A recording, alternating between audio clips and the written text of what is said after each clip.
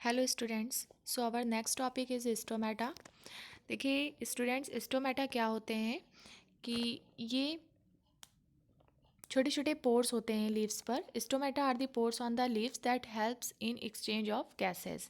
ये क्या करते हैं, ये गैसेस को एक्सचेंज करने में हेल्प करते हैं। दैट मीन्स कि जब प्लांट्स को रेस्पिरेशन करना होता है या जब प्लांट्स को फोटोसिंथेसिस करना होता है, दैट मीन्स कि प्लांट्स को जब ऑक्सीजन लेना होता है या फिर CO2 को रिलीज़ करना होता है या फिर CO2 एंड ऑक्सीजन का जब एक्सचेंज करना होता है, तब उसमें लीव्स पर प्रेजेंट ये छोटे छोटे से पोर्स जो होते हैं वो हेल्प करते हैं प्लांट्स को। ये मोस्टली लीव्स के अंदर पाए जाते हैं। Each stomata is guarded by guard cells. जितने भी स्टोमेटा होते हैं आप देखिए उनके चारों तरफ गार्ड सेल्स लगे हुए होते हैं। देखिए ये स्टोमेटा है यहाँ पर, और स्टोमेटा बीन शेप का ये स्ट्रक्चर आपको दिख रहा है। इनके चारों तरफ आप देखिए गार्ड सेल्स लगे हुए हैं जो इनकी प्रोटेक्शन करते हैं। तो ये जो स्टोमेटा होते हैं ये होल्स होते हैं जो हमेशा ओपन नहीं होते हैं। जब इनको ऑक्सीजन एंड कार्बन डाइऑक्साइड को एक्सचेंज करना होता है एटमॉस्फेयर से, तब ये इस तरह से खुल जाते हैं, अदरवाइज ये इस तरह से ज्वाइंट होकर के बंद हो जाते हैं। तो इस तरह से ये फंक्शन करते हैं for the exchange of gases. Next topic है हमारा सैप्रोफिटिक न्यूट्रिशन। तो सैप्रोफिटिक न्यूट्रिशन जो होता है ये इस तरह का न्यूट्रिशन होता है कि इसमें जो भी ऑर्गेनिजम्स होते हैं, some organisms feed on dead and decaying organic matter. कुछ ऑर्गेनिजम्स अपना nutrition dead and decay organic से dead and decaying organic matter से कंप्लीट करते हैं, मतलब कि वो अपने फूड के लिए डेड एंड डिके ऑर्गेनिजम्स पर डिपेंड होते हैं। इस तरह के न्यूट्रिशन को हम सैप्रोफिटिक न्यूट्रिशन बोलते हैं। और जो ऑर्गेनिजम्स ऐसे डेड एंड डिके ऑर्गेनिजम्स पर डिपेंड होते हैं, ऐसे ऑर्गेनिजम्स को हम सैप्रोफाइट्स कहते हैं। The food is partially digested outside the body and then it is absorbed. ऐसे ऑर्गेनिजम्स में जो फूड होता है वो पार्शियली डाइजेस्ट होता है, मीन्स कि इनकम्प्लीट डाइजेशन होता है, और वो जो डाइजेशन होता है वो बॉडी के बाहर होता है, उसके बाद फिर एब्जॉर्प्शन होता है। जैसे कि इस तरह का न्यूट्रिशन होता है फंजाई में। ठीक है, तो फंजाई के अंदर कौन सा न्यूट्रिशन होता है, इनके अंदर सैप्रोफिटिक न्यूट्रिशन होता है। नेक्स्ट जो टाइप है न्यूट्रिशन का, दैट इज़ पैरासाइटिक न्यूट्रिशन। तो पैरासाइटिक एक इस तरह का न्यूट्रिशन है जिसमें कुछ organisms feed on the expense of the another organism, जिसके अंदर एक ऑर्गेनिज्म दूसरे ऑर्गेनिजम्स के ऊपर डिपेंड होता है। दैट मीन्स कि उसके बॉडी के अंदर वो सर्वाइव करता है and then in turn causing it harm, और उसको किसी तरह का हार्म भी क्रिएट कर सकता है। इस तरह के मोड ऑफ न्यूट्रिशन को हम पैरासाइटिक न्यूट्रिशन बोलते हैं। These organism lives on the body और in the body of the host organism. इस तरह के न्यूट्रिशन में क्या होता है, जो ऑर्गेनिज्म होता है वो दूसरे ऑर्गेनिज्म की बॉडी के ऊपर, दैट मीन्स कि उसके बॉडी पर भी रह सकता है और उसके बॉडी के अंदर भी रह सकता है, और अपने न्यूट्रिशन को उसी ऑर्गेनिज्म के न्यूट्रिशन से पूरा करता है। दैट मीन्स कि जिस बॉडी के अंदर वो ऑर्गेनिज्म रह रहा है, तो जिसकी बॉडी में रह रहा है वो ऑर्गेनिज्म क्या कहलाएगा, वो ऑर्गेनिज्म होस्ट कहलाएगा। और जो ऑर्गेनिज्म रह रहा है किसी दूसरे ऑर्गेनिज्म के बॉडी में, वो ऑर्गेनिज्म पैरासाइट कहलाएगा। जैसे लीच इज एन एक्टोपैरासाइट। कुछ ऑर्गेनिजम्स ऐसे होते हैं जो बॉडी के ऊपर रह सकते हैं, और कुछ ऑर्गेनिजम्स ऐसे होते हैं जो बॉडी के अंदर रहते हैं। जैसे लीच है, ये क्या है, ये एक तरह का एक्टोपैरासाइट है, मतलब कि ये ऐसा पैरासाइट है जो बॉडी के बाहर रहता है। While the Ascaris is an endoparasite. और एस्कैरिस कहाँ होता है, बॉडी के अंदर होता है, किसी ऑर्गेनिज्म के बॉडी के अंदर रहता है ये। तो जब बॉडी के अंदर कोई ऑर्गेनिज्म रहेगा, कोई पैरासाइट बॉडी के अंदर रहेगा, तो उसको हम बोलेंगे एंडोपैरासाइट। और जैसे कि जुएँ होती हैं सर में, वो क्या है, वो एक तरह के बॉडी के बाहर सरवाइव करती हैं, बट होती हैं किसी हॉस्ट ऑर्गेनिज्म के अंदर। तो जिस ऑर्गेनिज्म के अंदर है, जैसे ह्यूमन बींग्स के अंदर है, तो ह्यूमन बींग हॉस्ट कहलाएगा। और ये जो जू होती हैं ये पैरासाइट कहलाएंगी, बट ये बॉडी के बाहर होती हैं, तो इस वजह से ये एक्टोपैरासाइट कहलाएंगी। Our next topic is nutrition in amoeba. अब देखिए ये जो ऑर्गेनिज्म है अमीबा, आप जानते हैं कि दिस इज़ यूनिसेल्युलर ऑर्गेनिज्म, और इनके अंदर जो न्यूट्रिशन होता है that is holozoic mode of nutrition. Holozoic में क्या होता है कि ये जो अमीबा होते हैं ये डायरेक्टली अपने फूड को अपने सेल के द्वारा इंजेस्ट कर लेते हैं, ले लेते हैं। It engulfs the food particle using pseudopodia, ये सीडोपोडिया का फॉर्मेशन करते हैं और उसके द्वारा अपने फूड को इनगल्फ करते हैं, दैट मीन्स कि इंजेस्ट करते हैं, अपने सेल के अंदर ले लेते हैं, और इसी प्रोसेस को हम बोलते हैं फैगोसाइटोसिस। और फिर जो इनगल्फ फूड होता है gets enclosed in a food vacuole, वो कहाँ पर चला जाता है, इनकी बॉडी में फूड वैक्यूल होता है, इनकी सेल के अंदर फूड वैक्यूल होता है, वो फूड उस वैक्यूल में चला जाता है। And then as the food vacuole passes through the cytoplasm, digestion, absorption and assimilation takes place. देखिए स्टूडेंट्स, हमारे अंदर बहुत सारे सिस्टम होते हैं, ये सारे प्रोसेसेस, दैट मीन्स कि डाइजेशन, एब्जॉर्प्शन, एसिमुलेशन, इन सब के लिए हमारे अंदर एक पर्टिकुलर ऑर्गन होता है, पर्टिकुलर सिस्टम होता है। बट क्योंकि अमीबा एक यूनिसेल्युलर ऑर्गेनिज्म है, तो इनके अंदर ऐसा कोई सिस्टम नहीं पाया जाता है। तो जो भी इनके अंदर प्रोसेसेस होंगी, डाइजेशन, एब्जॉर्प्शन, एसिमुलेशन, ये सारी प्रोसेस किसके द्वारा होंगी, ये सारी प्रोसेस उसी एक सेल के द्वारा होंगी, सिंगल सेल के द्वारा होंगी, उसी एक सेल में ये सारी प्रोसेसेस इनकी कंप्लीट हो जाएंगी। When the food vacuole opens outside, egestion of the undigested food takes place. जब वैक्यूल बाहर के साइड खुलेगा तो इजेशन में क्या होता है, इजेशन में जितने भी अनडाइजेस्टेड फूड मटेरियल्स होते हैं वो बॉडी के बाहर एक्सक्रीट आउट हो जाते हैं। तो जब इनका वैक्यूल आउटसाइड ओपन होता है तो इनके अनडाइजेस्टेड फूड पार्टिकल्स बाहर एक्सक्रीट हो जाते हैं, और इसी प्रोसेस को हम क्या बोलते हैं, इसी प्रोसेस को हम कहते हैं इजेशन। देखिए स्टूडेंट्स, यहाँ पे हम फिगर से समझ लेते हैं कि इस फिगर में क्या बताया जा रहा है। देखिए एक second,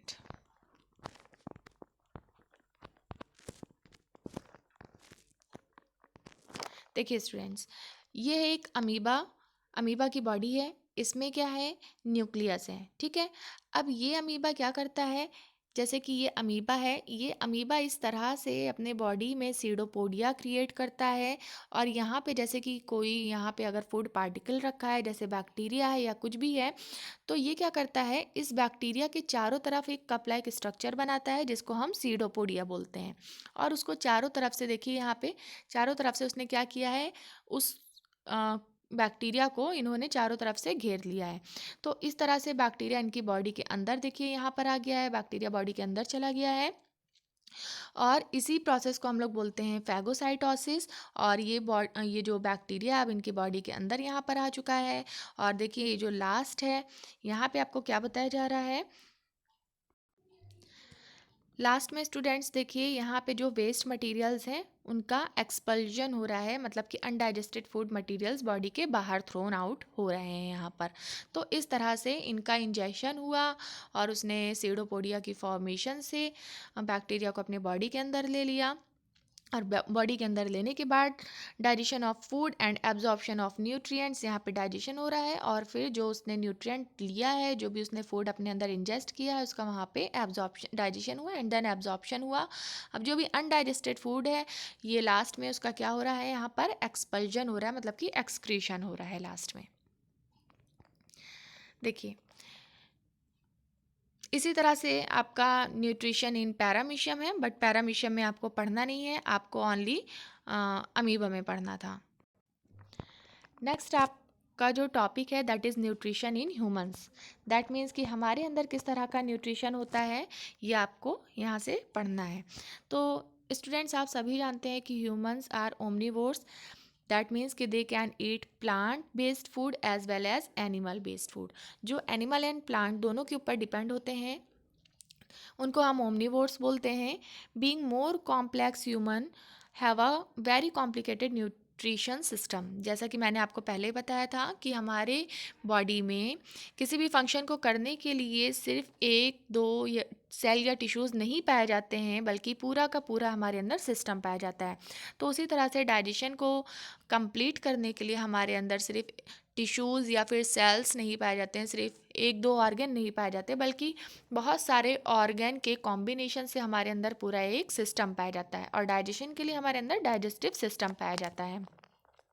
the digestive system has an alimentary canal and associated digestive glands.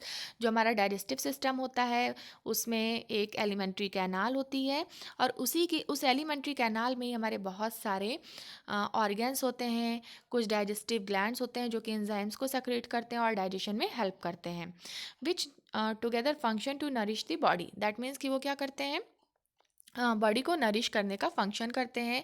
Body का किस तरह से न्यूट्रिशन प्रोवाइड करना है, किस तरह से उनका डाइजेशन करना है, कितने अमाउंट में डाइजेशन करना है, ये सभी सिस्टम्स हमारे डाइजेस्टिव सिस्टम में पाए जाते हैं। देयर आर 5 स्टेजेस, एक second, there are 5 stages in human nutrition. Human beings का जो न्यूट्रिशन होता है इसमें 5 स्टेप्स होते हैं। सबसे पहले इंजेशन होता है। इंजेशन में हम क्या करते हैं, फूड मटेरियल को अपने माउथ में लेते हैं। इसी प्रोसेस को हम बोलते हैं इंजेशन। फिर जो फूड हमने खाया है उसका क्या होता है, उसका डाइजेशन होता है। दैट मीन्स कि कॉम्प्लेक्स फूड मटेरियल छोटे छोटे पार्ट्स में ब्रेक डाउन हो जाते हैं। This process is known as digestion. उसके बाद ब्रेक डाउन हुए फूड सब्सटेंसेस का क्या होता है, हमारी बॉडी में एब्जॉर्प्शन होता है, एसिमिलेशन होता है, एंड देन उनका ईजेशन होता है। दैट मीन्स कि जो अनडाइजेस्टेड फूड मटेरियल्स होते हैं वो बॉडी के बाहर एक्सक्रीट आउट हो जाते हैं। नेक्स्ट है 4 stages, that is ingestion, digestion, absorption and egestion takes place in the alimentary canal। ये जो आपने 4 stages देखे, ingestion, digestion, absorption and egestion, ये कहाँ पर होते हैं, ये हमारे एलिमेंट्री कैनाल में होते हैं। लेकिन अभी आपको एलिमेंट्री कैनाल डिटेल में पढ़ाया जाएगा कि इसके अंदर कौन कौन से पार्ट्स आते हैं, राइट। अभी देखिए, जो एसिमिलेशन होता है, assimilation of food takes place in the whole body. Assimilation मतलब होता है कि बॉडी जो हमारा जो एब्जॉर्ब्ड फूड है वो बॉडी के अंदर जो यूज़ होता है, ठीक है, वो एसिमुलेशन होता है। तो ये कहाँ पर होता है, ये एक पर्टिकुलर ऑर्गन में नहीं होता है, ये हमारे पूरी बॉडी में होता है। और जो digestion, ingestion, absorption and digestion है, ये कहाँ पर होता है, ये हमारे एलिमेंट्री कैनाल में होता है। तो आइए देखते हैं एलिमेंट्री कैनाल क्या है और इसमें कौन कौन से पार्ट्स आते हैं।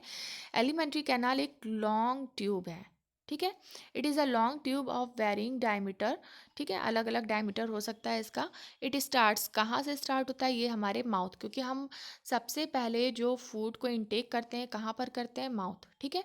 तो हमारा जो एलिमेंट्री कैनाल होता है वो माउथ से स्टार्ट होता है और उसका एंड होता है एनस पर। Esophagus, stomach, small intestine and large intestine are the parts of the alimentary canal। alimentary canal के कितने पार्ट्स होते हैं, माउथ, ठीक है। उसके बाद ईसोफेगस है, stomach, small intestine and large intestine. ये सारे पार्ट्स मिल करके क्या बनाते हैं, ये सारे पार्ट्स मिल करके हमारा एलिमेंट्री कैनाल बनाते हैं। उसमें से सबसे फर्स्ट टॉपिक है आपका माउथ। माउथ का क्या वर्क होता है, देखिए, it is the opening of the alimentary canal. Alimentary canal जहाँ से स्टार्ट होता है, ठीक है, जहाँ से ओपन होता है, दैट इज़ कॉल्ड माउथ। और ये माउथ किस चीज़ में हेल्प करता है, हमें फूड को इनटेक करने में, फूड को हमें लेने में हेल्प करता है, मतलब कि इंजेशन ऑफ फूड में हेल्प करता है। The buccal cavity which is present behind the mouth is commonly referred as mouth. अब देखिए, माउथ जो है हमारा एक कैविटी में, एक ओपनिंग में खुलता है, जिसको हम बोलते हैं बक्कल कैविटी। जो हमारी ये माउथ की पूरी कैविटी है, ठीक है, इसको हम बोलते हैं बक्कल कैविटी। तो फर्स्ट जो हमारा एलिमेंट्री कैनाल का जो फर्स्ट पार्ट होता है दैट इज़ माउथ। और माउथ ओपन कहाँ पर होता है, बक्कल कैविटी में। बक्कल कैविटी में होते क्या क्या है, जो हमारी पूरा कैनाल है, जो अंदर का जो माउथ होता है वही हमारा बक्कल कैविटी होता है, जिसमें हमारे टीथ एंड टंग होते हैं।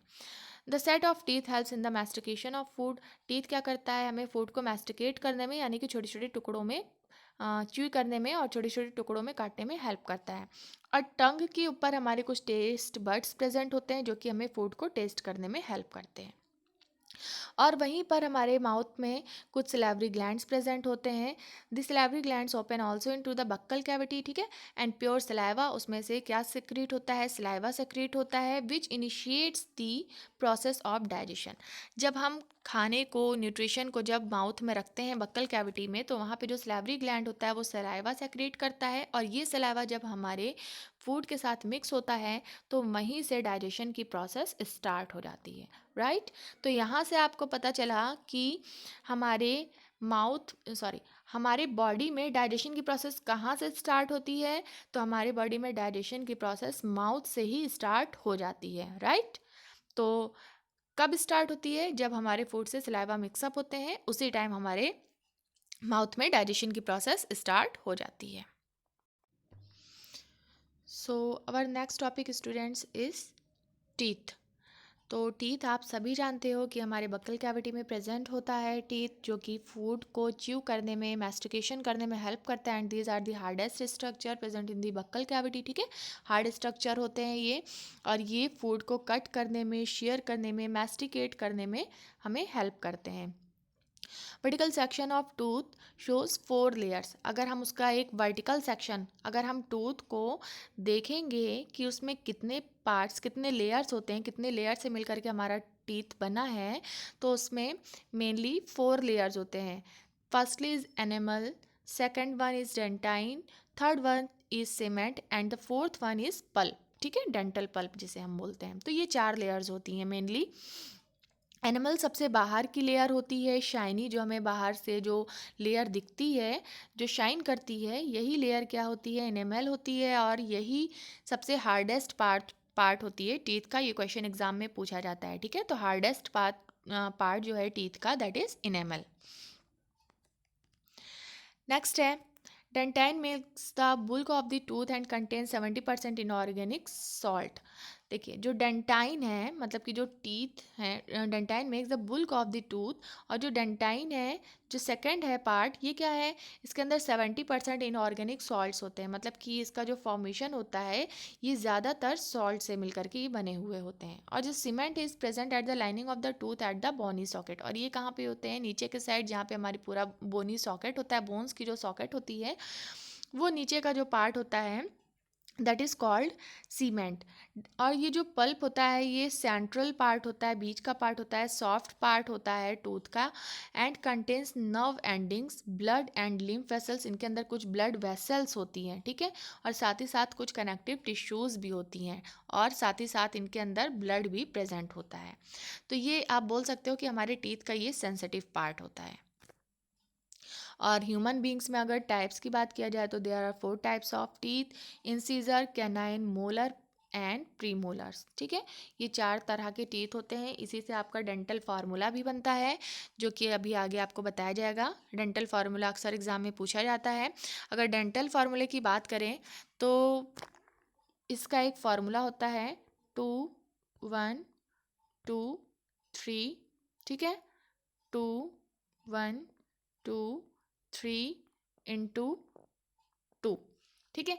हमारा जो जॉ होता है, ठीक है ना, वो इस तरह से होता है। और जॉ में क्या होते हैं, आप जानते हैं कि यहाँ पे इस तरह से टीथ होते हैं, ठीक है। इस तरह से टीथ का फॉर्मेशन होता है। तो सबसे पहले आपको इंसीजर बताया जा रहा है। इंसीजर की जो संख्या होती है, कितनी होती है, 2 होती है। उसके बाद इस तरह से आपको एक टीथ मिलेगा जिसकी संख्या 1 होती है। उसके बाद आते हैं आपके प्री मोलर्स एंड मोलर्स। तो इस तरह से 2 और 3 की संख्या में मोलर्स एंड प्री मोलर्स यहीं पर लगे हुए होते हैं, ठीक है। इस तरह से लगे हुए होते हैं। तो ये आपने एक साइड का पढ़ा है, ठीक है। ये एक साइड का है ये वाला।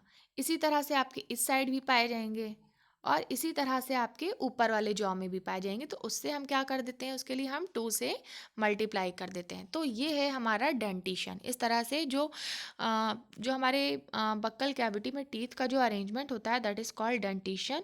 और यही होता है हमारा डेंटल फार्मूला। तो इस तरह के क्वेश्चंस एग्जाम में पूछे जाते हैं, राइट। देखिए, यहाँ फिगर से समझते हैं, एक सेकेंड। इंसीजर का काम क्या होता है, इंसीजर कट दी फूड, ठीक है, कट करता है। कैनाइन फूड को टीयर करता है। और जो मोलर्स एंड प्रीमोलर्स होते हैं, उसको क्रश करते हैं, ठीक है, और ज़्यादा छोटे छोटे टुकड़ों में उसको बांट देते हैं। एंड द डेंटल फार्मूला, देखिए यहाँ पे आपको डेंटल फार्मूला बताया है, but it is not so clear.